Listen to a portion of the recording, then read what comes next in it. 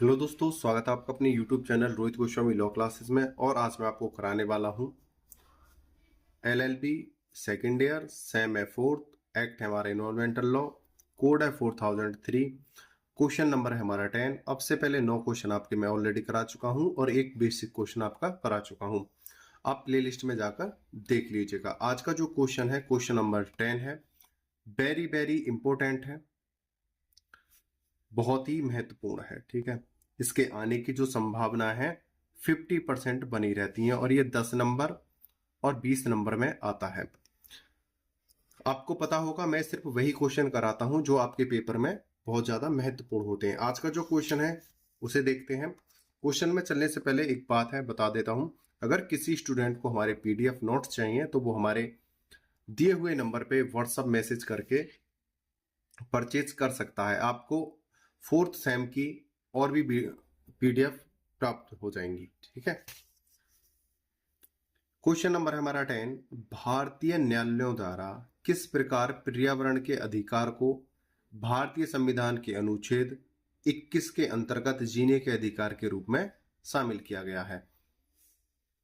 Answer है पर्यावरण संबंधी भारतीय संविधान के प्रावधान। पहले भारतीय संविधान के प्रावधानों को देखते हैं। ये क्वेश्चन कहता है कि जो भारतीय संविधान है उसका जो आर्टिकल 21 है वो क्या हमें जीने का अधिकार देता है? जीने का अधिकार, तो हम बोलेंगे हाँ, क्योंकि आर्टिकल 21 हमसे कहता है कि प्रत्येक व्यक्ति को जो भारत के अंदर निवास करता है या जो भारत के अंदर है उसे जीने का, उसके प्राण एवं दैहिक स्वतंत्रता का अधिकार है। ठीक है, ये थोड़ा बेस था, मैंने आपको बता दिया है। अब अपने क्वेश्चन में चलते हैं। पर्यावरण संबंधी भारतीय संविधान के प्रावधानों का अध्ययन निम्नलिखित तरीकों से कर सकते हैं। 42वें संविधान से पूर्व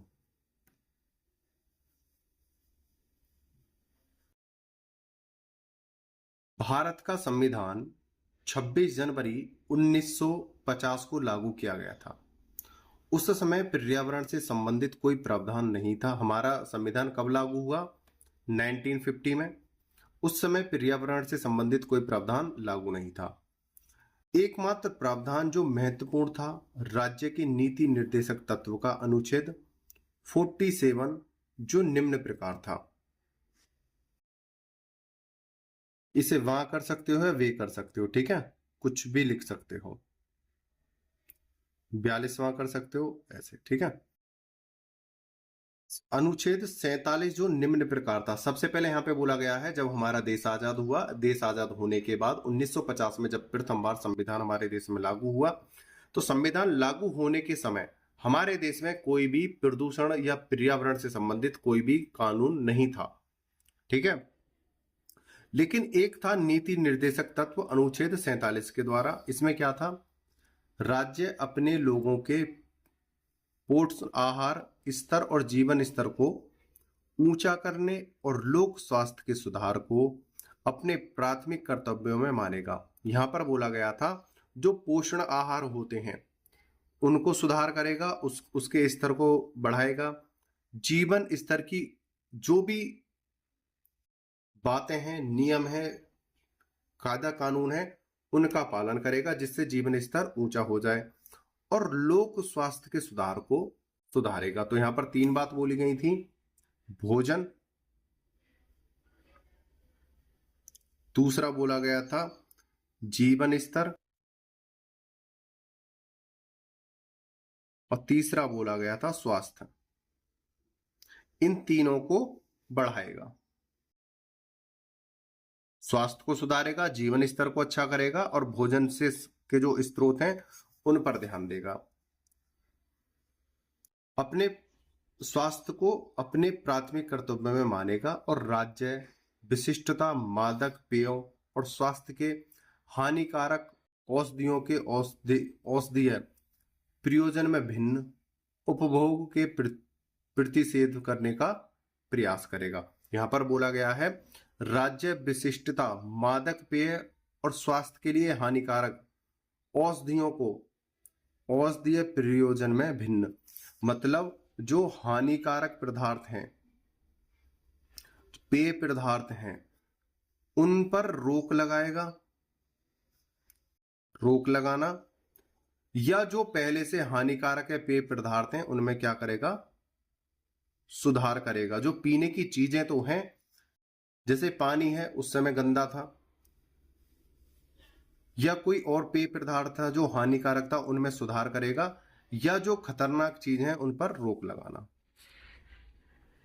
संविधान का अनुच्छेद 21 जो प्राण और दैहिक स्वतंत्रता के संबंध में प्रावधान करता है, यह अनुच्छेद कहता है कि किसी व्यक्ति को उसके प्राण या दैहिक स्वतंत्रता से विधि द्वारा स्थापित प्रक्रिया के अनुसार ही वंचित किया जाएगा, अन्यथा नहीं। यहां पर बोला गया है प्रत्येक व्यक्ति को अपने प्राण और दैहिक स्वतंत्रता का अधिकार है। वो प्राण वायु और दैहिक स्वतंत्रता के लिए सरकार के पास नोटिस जारी कर सकता है, मांग कर सकता है कि मेरा प्राण और दैहिक स्वतंत्रता का अधिकार है, और मेरी जो प्राण और दैहिक स्वतंत्रता का जो अधिकार है वो मेरे से छीना जा रहा है, इसलिए आप प्रदूषण को सही कीजिए, ठीक है, इसको कम कीजिए। और इसमें जो आगे बोला गया है, स्वतंत्रता से विधि द्वारा स्थापित प्रक्रिया के अनुसार ही वंचित किया जाएगा, अन्यथा नहीं। और इस अधिकार को विधि द्वारा ही वंचित किया जा सकता है, अन्यथा वंचित नहीं किया जा सकता। लेकिन प्रदूषण तथा पर्यवेक्षण विदों का ध्यान इस ओर आकर्षित करने लगी, बीच में लिख लेना, अपनी ओर आकर्षित करने लगी। क्या करने लगी? ये जो है प्राण एवं दैहिक स्वतंत्रता का जो अधिकार था, प्रदूषण के कारण खराब होता जा रहा था, अधिकार छिनता जा रहा था, तो इस वजह से प्रदूषण तथा पर्याविदों का ध्यान अपनी ओर आकर्षित करने लगी। सन 1972 में प्रधानमंत्री स्वर्गीय श्रीमती इंदिरा गांधी ने स्टॉकहोम में संयुक्त राष्ट्र मानव पर्यावरण सम्मेलन में भाग लिया, जिसमें निम्नलिखित 2 प्रस्ताव पारित किए गए थे, जिसमें हमारी पर्यावरण विधि का मैग्ना कार्टा कहा जाता है। देखो, हमारा आर्टिकल और नीति निर्देशक तत्व, मूल अधिकार, और नंबर 2 नीति निर्देशक तत्व। हमें जीने का अधिकार देते हैं, हमें स्वतंत्रता से प्राण देने का अधिकार देते हैं, लेकिन ये 1950 से पहले प्रदूषण से संबंधित कोई भी नियम हमारे देश में नहीं था, जिससे कि मूल अधिकार और नीति निर्देशक तत्वों का हनन हो रहा था, प्रदूषण चरम पर हो रहा था, और जो व्यक्ति हैं, जन समुदाय हैं, उनके प्राण एवं दैहिक स्वतंत्रता का अधिकार छिन रहा था। इसलिए प्रदूषण तथा पर्यावरणविदों का ध्यान अपनी ओर आकर्षित करने लगी, ठीक है। तो पर्यावरणविदों का ध्यान अपनी ओर आकर्षित करने लगी। इसी बीच 1972 में 5 जून 1972 में स्टॉकहोम में एक सम्मेलन हुआ प्रदूषण को लेकर। वहां पर श्रीमती स्वर्गीय इंदिरा गांधी जी उपस्थित रहीं, और उन्होंने वहां पर दो बातों पर प्रस्ताव किए, 2 प्रस्ताव पारित किए, उन्होंने 2 प्रस्ताव पारित किए, जिनको पर्यावरण विधि का मैग्ना कार्टा कहा जाता है। आगे चलते हैं।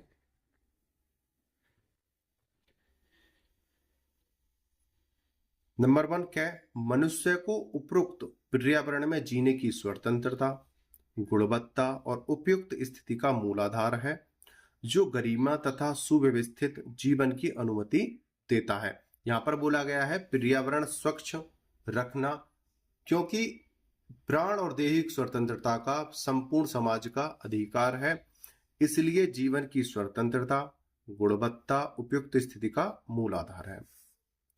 मनुष्य को वर्तमान तथा भविष्य की पीढ़ी के लिए पर्यावरण की सुरक्षा करने तथा सुधार करने का गंभीर उत्तरदायित्व है। प्रत्येक मानव को, प्रत्येक व्यक्ति को, सरकार को अपने पर्यावरण को सुंदर और स्वच्छ बनाए रखने का अधिकार है, क्योंकि ये हमारे आने वाले भविष्य को सुंदर बनाएगा, नहीं तो हमारा भविष्य बेकार हो जाएगा। नंबर 2, घोषणा में यह प्रस्ताव किया गया कि पहला तो ये था, इसमें 2 पॉइंट बनाए थे कि मनुष्य का अधिकार है और उसकी स्वतंत्रता है, इसलिए पर्यावरण की गुणवत्ता और जीवन की सुंदरता को बनाए रखने के लिए इनको सुंदर पर्यावरण दिया जाना चाहिए। दूसरा, प्रत्येक मानव का कर्तव्य है कि इसे सुंदर बनाए रखे, जिससे हमारा भविष्य अच्छा रहे और गंभीर बीमारियों से बचा जा सके। दूसरा पॉइंट है, घोषणा में यह प्रस्ताव किया गया कि प्राकृतिक संसाधनों का सावधानीपूर्ण योजना तथा प्रबंध के माध्यम से वर्तमान तथा भविष्य की पीढ़ी के लाभ के लिए संरक्षण किया जाना चाहिए। दूसरा ये था कि हमें गंभीर पीढ़ी के लिए उत्तरदायित्व तो है कि पर्यावरण को स्वच्छ रखा जाए और हमारा अधिकार भी है, लेकिन यहाँ पे बोला है कि ये कार्य संसाधनों का सावधानीपूर्ण योजना से किया जाना चाहिए, प्रबंध से किया जाना चाहिए, जिससे कि वर्तमान तथा भविष्य पीढ़ी को सुंदर बनाया जा सके, सुरक्षित रखा जा सके और अपने आने वाले कल के लिए अपनी पृथ्वी को बचाकर सुंदर तरीके से रखा जा सके। ठीक है, नहीं तो हमारी जो पृथ्वी है, हमारा जो पर्यावरण है, ये नष्ट हो जाएगा। तीसरा, वन्य जीव की विरासत और उसके आवास का संरक्षण किया जाना चाहिए। जो वन्य जीव हैं, जो वन में पाए जाने वाले हैं, उनको संभाल कर रखना चाहिए, क्योंकि जो वन्य जीव हैं ये एक दूसरे पर निर्भर करते हैं। वृक्ष वन्य जीव पर निर्भर करते हैं और वन्य जीव वृक्ष पर निर्भर करते हैं। ये एक दूसरे पर निर्भर करते हैं और इनकी सुरक्षा हमें करनी चाहिए। वन्य जीव की विरासत और उसके आवास का संरक्षण किया जाना चाहिए। जो वन्य जीव कहाँ रहते हैं भाई? वन में ही तो रहते हैं। ठीक है, तो वन में रहेंगे तो वनों को सुरक्षित किया जाना चाहिए। चौथा है, समझाने के लिए इतने सारे पॉइंट हैं, अगर मैं समझाने लगूं तो आपके लिए 100 पॉइंट आपको दे सकता हूं, लेकिन हमें क्या देखना है? अपने पेपर को देखना है, अपने समय को, टाइम को देखना है। अभी एक बच्चे की कमेंट आई थी कि सर आप जो है क्वेश्चन बहुत ज्यादा बड़ा कर देते हो। 3 या 4 पेज का मैं क्वेश्चन कराता हूं, वो भी आपको बड़ा लगने लगता है। 20 से 35 या कोई लास्ट वीडियो 40 मिनट की हो जाती है, ये वीडियोज आपको बड़ी लगने लगती हैं। तो भाई अपनी जिंदगी में करोगे क्या? आप लॉ के स्टूडेंट हो, ये देखो आपका पूरा जीवन अगर पढ़ते रहो ना तो गुजर जाएगा। इतना बड़ा फील्ड है ये लॉ। अगर हमारी 3 पीढ़ियां लगातार अगर लॉ के सब्जेक्ट को पढ़े ना तब भी खत्म नहीं होंगी, और आप डिपेंड करते हो इसे 20 मिनट, 35 मिनट, 40 मिनट से। भाई थोड़ा बहुत तो कठिन परिश्रम करना पड़ेगा। आप लॉ के फील्ड में हो, ये नहीं है कि आपको हलवा बना दी जाए सारी चीजें।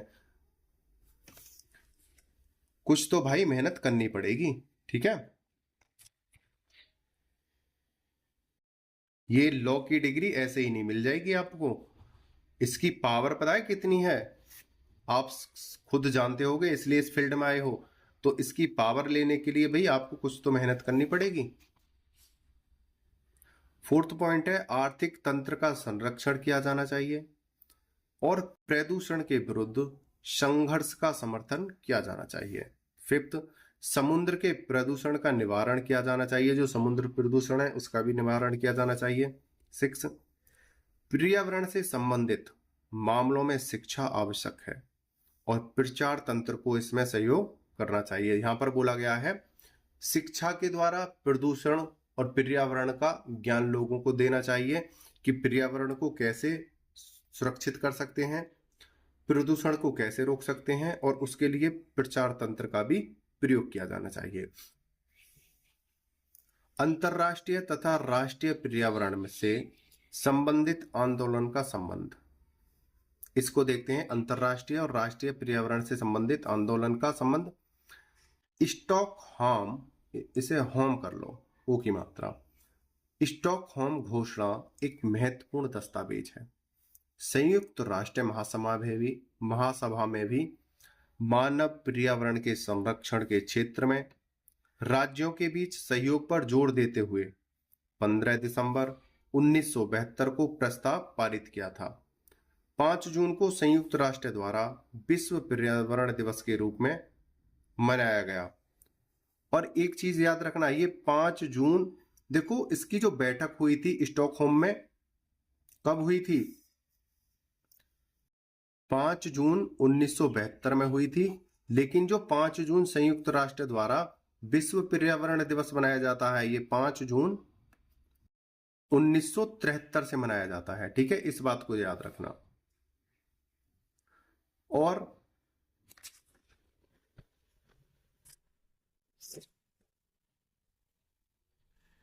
उसने सदस्य राज्यों में प्रत्येक वर्ष इस दिन को पर्यावरण के संरक्षण तथा वृद्धि के लिए अपनी चिंता को व्यक्त करते हुए विश्वव्यापी क्रियाकलाप करने का अनुरोध किया था। स्टॉकहोम में क्या हुआ था? प्रथम सम्मेलन हुआ था 5 जून 1972 को। यहां पर प्रदूषण और पर्यावरण से संबंधित बातों का सम्मेलन हुआ था। इसके निवारण, संरक्षण इत्यादि के ऊपर यहां पर चर्चा की गई थी। ठीक है, और यहां पर बोला गया था कि 5 जून 1973 से पर्यावरण दिवस मनाया जाएगा और प्रत्येक वर्ष ये मनाया जाएगा, और प्रत्येक वर्ष प्रत्येक राज्य यानी प्रत्येक देश को पर्यावरण से संबंधित कार्यक्रम, सूचना, ज्ञान, ये सारे काम करने पड़ेंगे। लोगों को जागरूक करना पड़ेगा। ठीक है, पर्यावरण के संबंध में आगे देखते हैं। 48 क्या है? पर्यावरण का संरक्षण तथा संवर्धन और वन तथा वन्य जीवों की रक्षा। राज्य देश के पर्यावरण के संरक्षण तथा संवर्धन और वन तथा वन्य जीवों की रक्षा करने का प्रयास करेगा।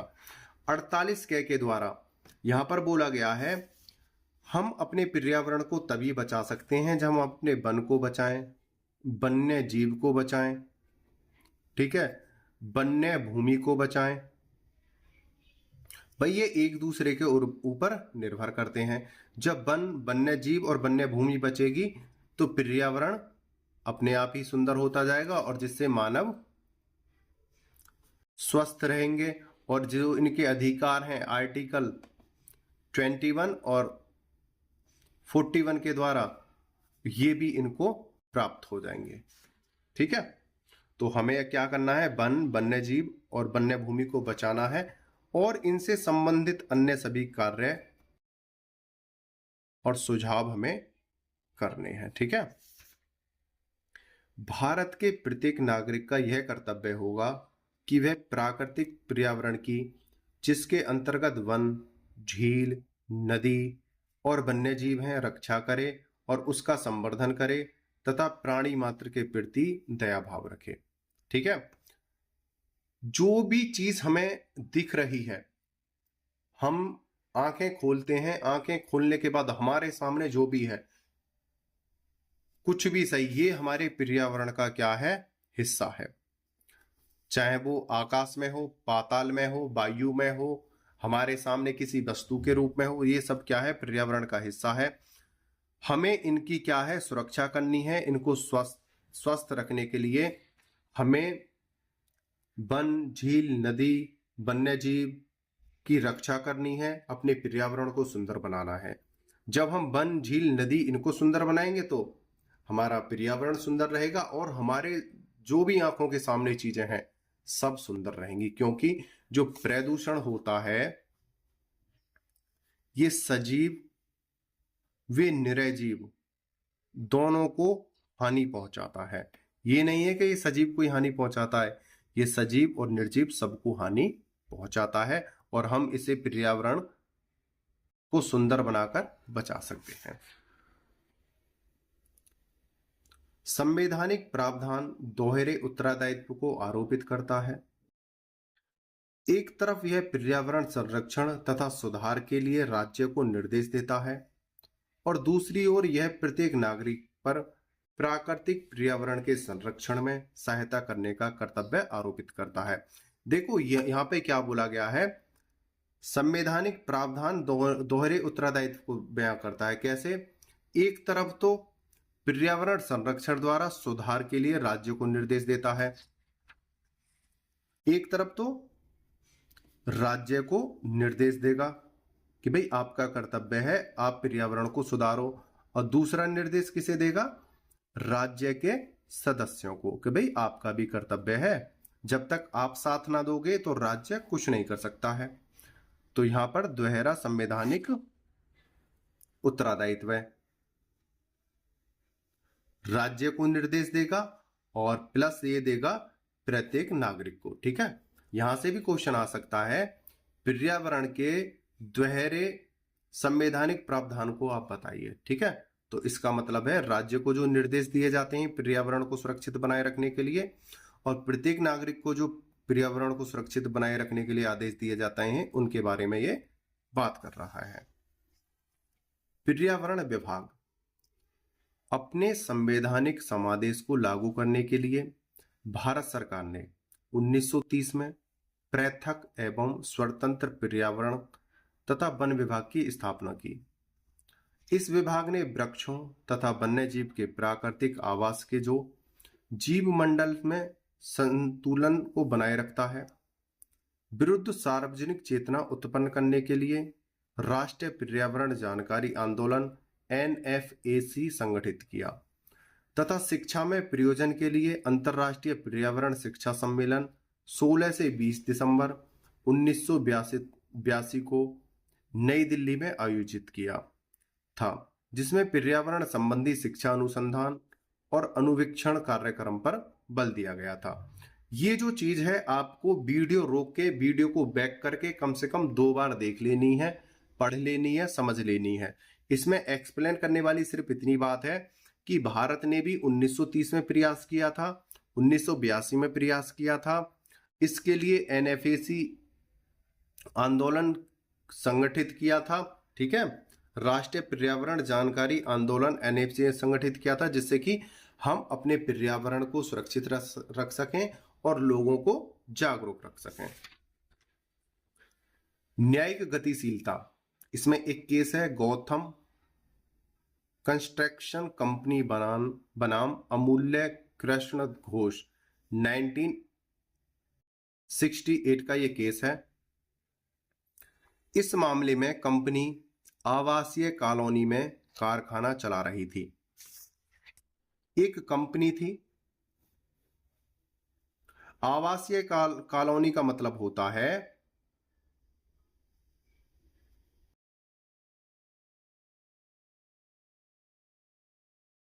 ये यहां पर घर बने हुए हैं। ठीक है, ये घर बने हुए हैं, ये घर बने हुए हैं। ठीक है, यहीं पे बीच बीच में कहीं पर कंपनियां हैं इन घरों में ही। ठीक है, घरों में भी कुछ उद्योग ऐसे होते हैं जो हम अपने घर पर भी लगा सकते हैं, या कुछ ऐसे स्थान थे जहां पर कंपनियां थी। और ये कैसी कॉलोनी थी? टोटल आवासीय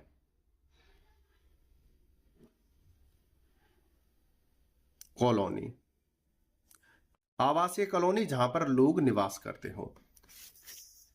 इस मामले में कंपनी आवासीय कॉलोनी में कारखाना चला रही थी। कारखाने द्वारा उत्पन्न ध्वनि कॉलोनी के निवासियों को असुविधा उत्पन्न कर रही थी। न्यायालय ने निर्णय दिया कि प्रतिवादी अपने कारोबार को जारी रख सकता है, बशर्ते कि वह उस तरीके को स्वीकार करके ध्वनि को कारखाने की सीमा के अंतर्गत रखे। ये आवासीय कॉलोनी थी, यहां पर एक कोई कारखाना था, घर में हो या कोई कंपनी थी, उसकी जो आवाज थी, जो आसपास के घर थे, लोग थे, उनको परेशान कर रही थी। वादी जो न्यायालय में गया, वादी ने बोला कि मैं इसकी कंपनी या उद्योग की आवाज से परेशान हूं, इस पर नियंत्रण किया जाए।